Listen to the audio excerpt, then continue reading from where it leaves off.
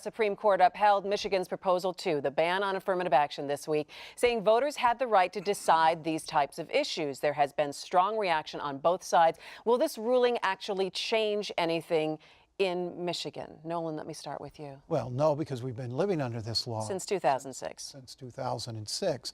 What it may change is bringing these universities to the reality that they have, if diversity is a goal, a mission, a worthwhile thing to pursue, then they're going to have to do it in ways other than simply front-loading the admissions process with applicants who are admitted largely because of race. The Supreme Court said you can't do that anymore.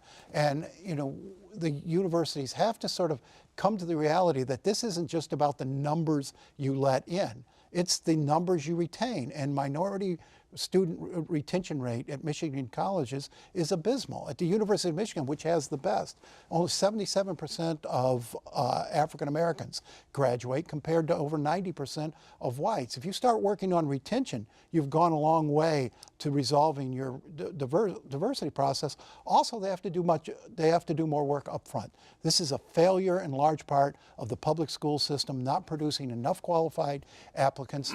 Public schools failing African American children across the country, but particularly in Michigan.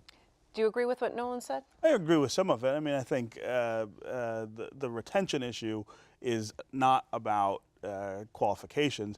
We know that the number one reason people don't finish college is money. That's about the finances. But the court didn't say you couldn't help with money. Well, you can't help with money in Michigan. So, for instance, you cannot target African American kids for scholarships at the University of Michigan the way they used to, and that's one of the big drivers of the numbers going down. So, you know, qualified kids from Detroit, for instance, like the most highly qualified black kids from Detroit, get full ride offers from places out east, you know, Ivy League schools, other places in the Midwest even. They are not being given those in Michigan because it's harder to identify. It's absolutely true. If you talk to the admissions folks at U of M, they will talk to you about the number of black kids they now lose to other places because of money. The bigger picture issue here, though, is about opportunity. And that's what affirmative action was always about. I am a beneficiary of the kind of opportunity that affirmative action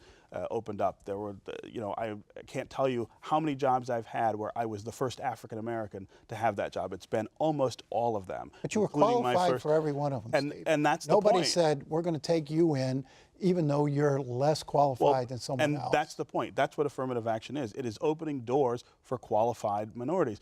When I was hired in Lexington, Kentucky as an editorial writer in 1992, I was the first African American to ever be on that editorial board. Now, you're going to tell me that there were no African Americans before that who were qualified? Of course there were, but the system was set up to keep black people out for so long that you never got over that barrier. But nothing about this ruling, the Supreme Court ruling, prohibits University of Michigan from taking qualified black applicants, and they ought to be taking every one. What it does is it prevents them from targeting African Americans from among the pool of 75,000 applicants every year. They don't even doesn't prevent them to going into the Detroit high schools and developing and working with qualified children, and that's where we ought to be starting this process. Absolutely. Last word on this. How does this make Michigan look on the whole? I think the ban makes us look retrograde. It makes us seem like we don't acknowledge that race still matters, and it does. It matters in lots of different ways in every part of our society. The question is, how do you deal with it? And I don't think the way of dealing with it is pretending that it doesn't matter. I think the way of dealing with it is dealing with the root causes, like Nolan is saying, of the inequalities. Affirmative action is something of a distraction from that, but it's a necessary distraction until we can get to the point where we fix the other problem.